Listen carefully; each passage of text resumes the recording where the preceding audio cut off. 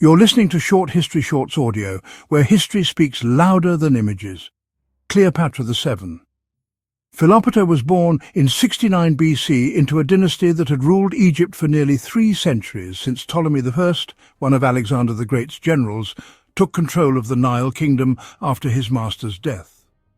The Ptolemies were Greek-speaking monarchs who maintained their Hellenistic culture while ruling over an Egyptian population, and they governed from Alexandria, a glittering metropolis of learning, trade and politics. Cleopatra's father, Ptolemy XIV, Auletes, was a weak ruler, often more interested in pleasure and survival than statecraft, and his reign was marked by instability and Roman interference. From the moment she came of age, Cleopatra understood that Egypt's fate was tied to the rising superpower of the Mediterranean, Rome, and that survival meant playing the game of power with skill, charm, and calculation. When Ptolemy IV died in 51 BC, Cleopatra, about 18 years old, ascended to the throne alongside her younger brother Ptolemy XIII, in accordance with dynastic custom that often paired siblings as co-rulers. But co-rule quickly became a struggle. The court, dominated by powerful eunuchs and advisors loyal to Ptolemy III, moved against Cleopatra, and within a few years she was ousted from Alexandria and forced into exile in Syria. While she gathered mercenaries to reclaim her throne, events in Rome and the eastern Mediterranean brought an extraordinary opportunity to her doorstep. The Roman Republic, already deep in its own civil wars, sent Gaius Julius Caesar to Egypt in 48 BC, ostensibly to settle the dynastic dispute, but also to collect debts owed by the late king. Caesar arrived in the midst of the Alexandrian civil war between Cleopatra and Ptolemy III. In one of history's most legendary acts of political theatre, Cleopatra had herself smuggled into Caesar's presence, later romanticized as being rolled up in a carpet, where she charmed the Roman general with her intelligence, wit and political acumen. Cleopatra was no mere seductress. She spoke multiple languages, understood statecraft, and presented herself as the living embodiment of the goddess Isis. Caesar, impressed, sided with her. The Alexandrian War followed, with Caesar's forces clashing against Ptolemy's. By early 47 BC, Ptolemy XIII was dead, drowned in the Nile during battle, and Cleopatra was restored to the throne, now ruling with her younger brother, Ptolemy XIV. She also became Caesar's lover, and soon bore him a son, Ptolemy XIV Philopator Philometor Caesar, known as Caesarion, Little Caesar. Cleopatra travelled to Rome with Caesar in 46 BC, where her presence caused scandal among the conservative elite.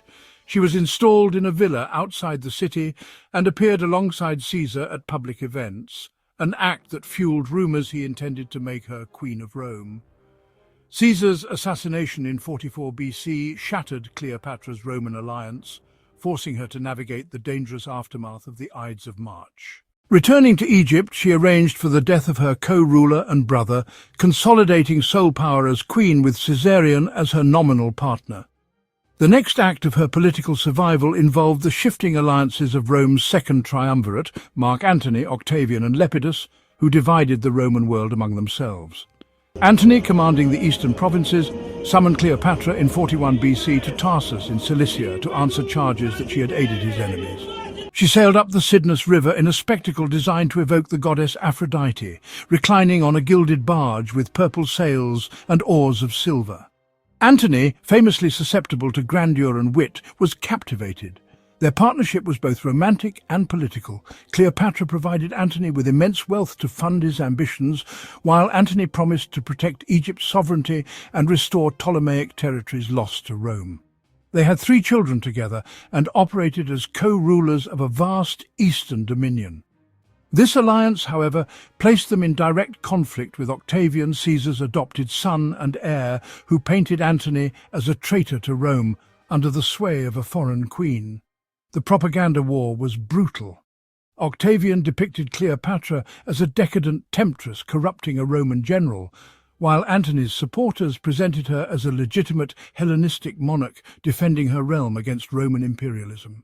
The conflict came to a head in 31 BC at the naval battle of Actium, where Octavian's fleet, commanded by Agrippa, defeated the combined forces of Antony and Cleopatra.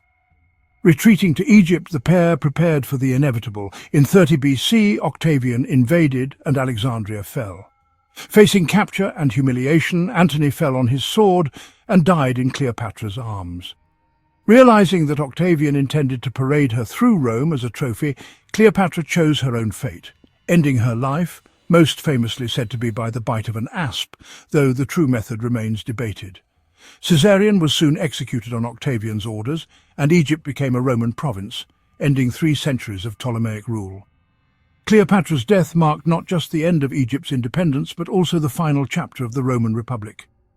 Octavian emerged as the unchallenged ruler of Rome, soon taking the title Augustus and inaugurating the Roman Empire. Cleopatra's legacy is complex. She was a shrewd politician, skilled linguist, and determined monarch who fought to preserve her country's sovereignty in an age when Rome consumed all in its path.